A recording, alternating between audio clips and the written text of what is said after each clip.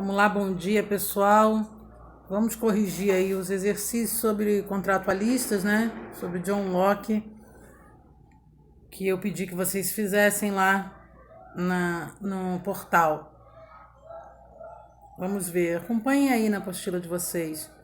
Né? Sendo os homens, a questão número 1, por natureza todos livres, iguais e independentes, ninguém pode ser expulso de sua propriedade e submetido ao poder político de outrem sem dar consentimento.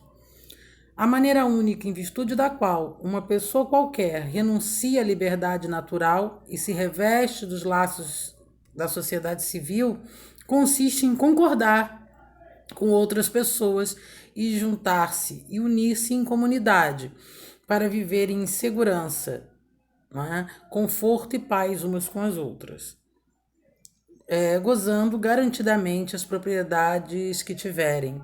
A gente está falando aí, então, claramente no início da questão desse contrato consentido e da noção de propriedade que é muito importante para o John Locke. De acordo com o texto, as concepções contratualistas e as concepções contratualistas do Locke, não é? Qual alternativa aí, então, seria melhor? São condizentes com a teoria socialista de Marx e Engels. Impossível, não tem nada a ver, e a teoria socialista de Marx e Engels surge no século XIX. Então, aí, para além de tudo, é uma alternativa anacrônica. B. Permitem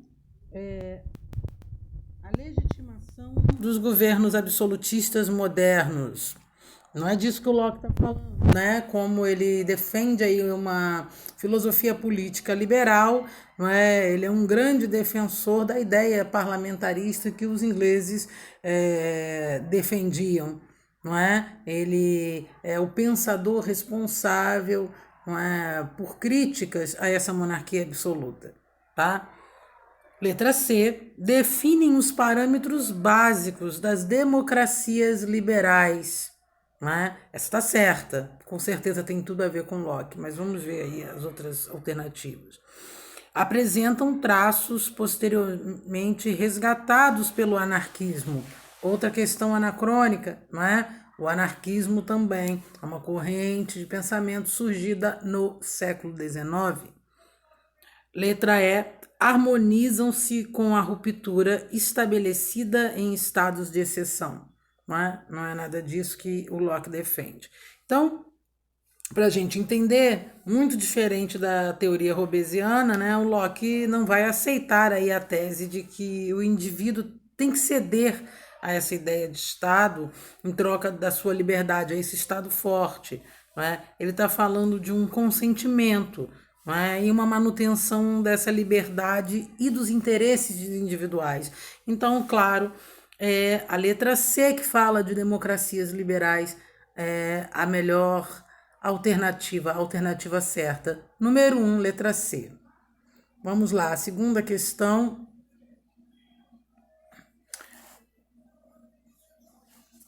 Tem um texto dos dois tratados sobre o governo, não é? É um texto grande, mas vamos lá. Vamos ao texto. A única maneira pela qual uma pessoa qualquer pode abdicar de sua liberdade natural e revestir-se dos elos da sociedade civil é concordando com outros homens. Aí, novamente, a noção do contrato consentido.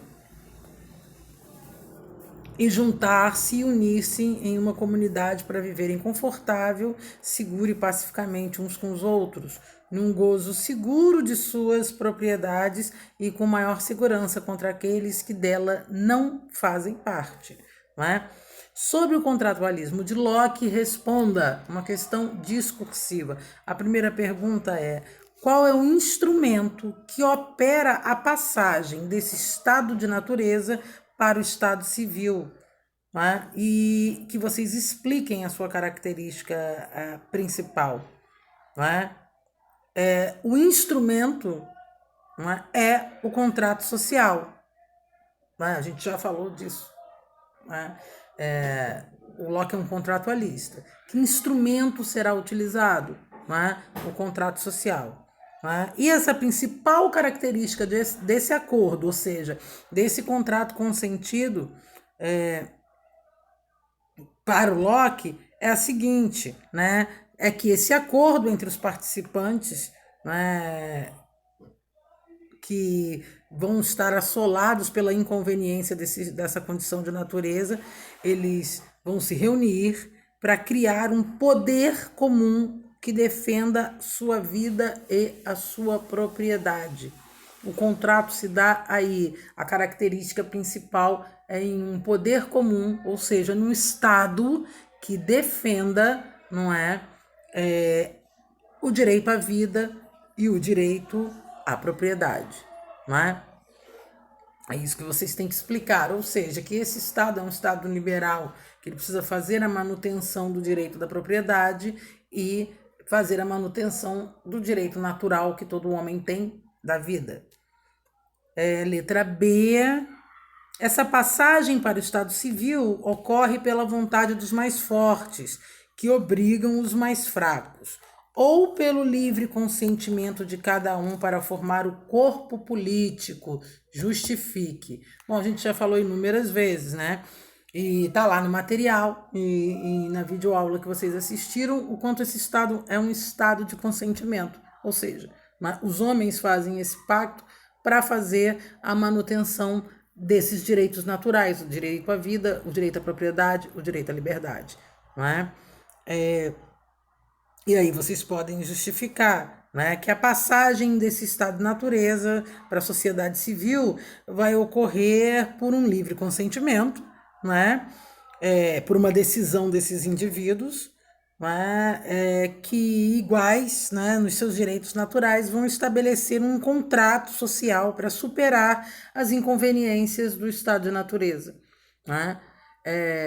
Exatamente para fazer uma manutenção e garantir aí os direitos que eles têm, principalmente a preocupação do Locke com a questão do direito à propriedade, tá? Na número 3, vamos lá.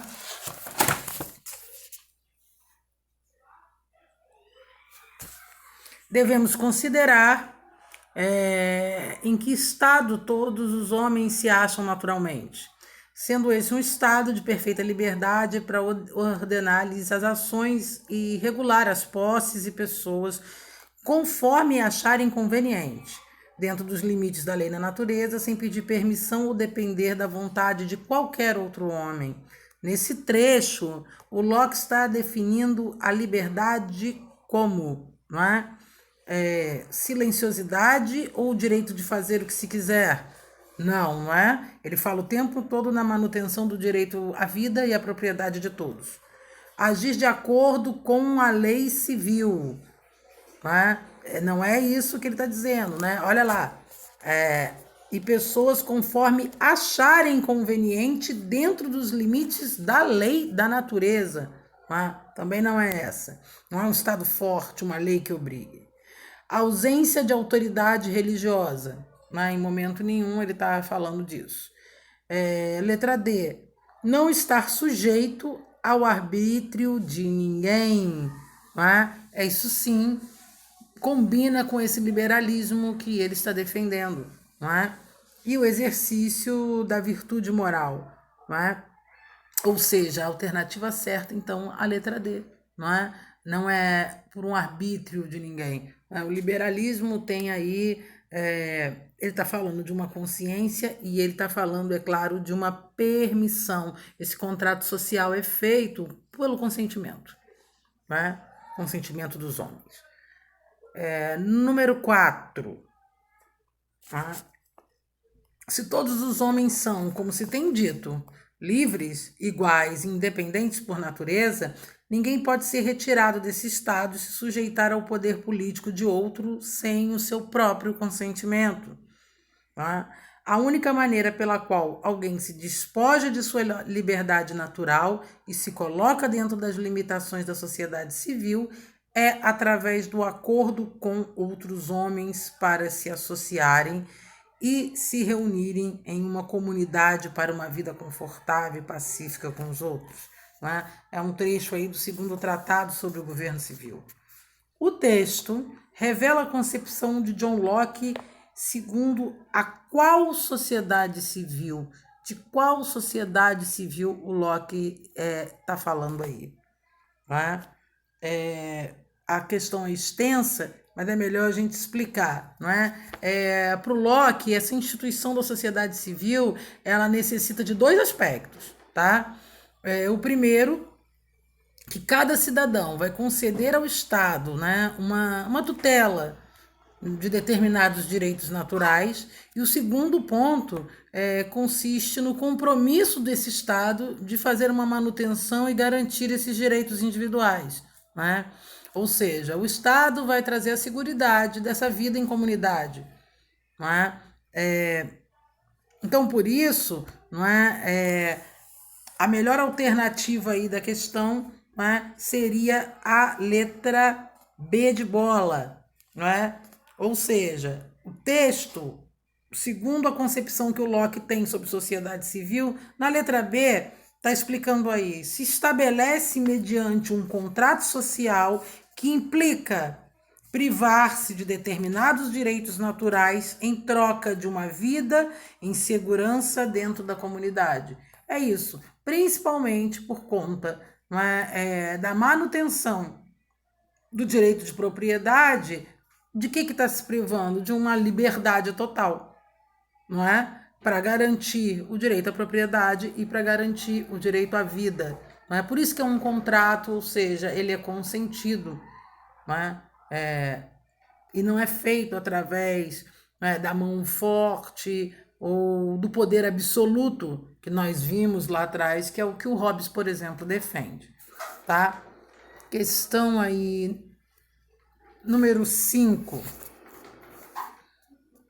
Tá? Para quem eram uns exercícios de atividades, mas para quem entendeu que era para fazer a página 58 inteira, vamos corrigir a número 5 das questões complementares. Né? Leia o enunciado que apresentam aspectos do pensamento político de Locke. Né? Tem aí vários aspectos desse pensamento político, né? E é para se assinalar qual é a resposta certa. Mas vamos aí lendo juntos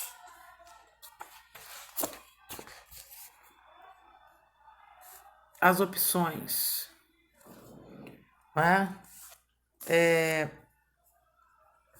O primeiro tratado sobre o governo civil, Locke criticou as posições de Robert Filmer, mas tentou derivar das escrituras a forma de governo mais recomendável. Em seu exílio, realizou uma revisão de suas ideias, cujo resultado foi o Tratado sobre o Governo Civil. Número 2. Entre os princípios fundamentais da teorização política de Locke estão a liberdade natural e igualdade dos seres humanos, o direito dos indivíduos à vida, a liberdade e a propriedade, o governo limitado e fundado no consentimento, a separação dos poderes. Tá? Número 3. Para Locke, a propriedade abarca a vida, né, o bem-estar, as posses e a liberdade, né, sendo que todo homem tem direito ao fruto de seu trabalho. Né? Correto também. Os dois tratados sobre o governo civil apresentam uma consistente refutação da monarquia absoluta e apresentam a concepção da exigência de subordinar as atividades dos governantes ao consentimento popular, não é? Então, a questão aí é para avaliar, não é? E escolher qual é a errada, o que é falso, o que é verdadeiro. Né? Vamos lá. Né? A gente já viu que a última, a número 4, é verdadeira, a terceira também, não é? É isso mesmo. A segunda também, a primeira, então, não é? O primeiro enunciado é falso. Né? E aí a gente vai ver. Olha, aqui, o que o que tem aí nessa questão que torna ela errada, né? O Locke está contestando essas posições de Filmer no primeiro tratado, porque ele está combatendo veementemente a concepção do poder divino dos governantes, justificado, claro, com a base, né, em algo transcendental, numa escolha de Deus, etc. Né? Em seu segundo tratado, ele apresentou suas concepções, né, acerca da verdadeira origem do Estado. Né? É uma questão bem difícil essa, né?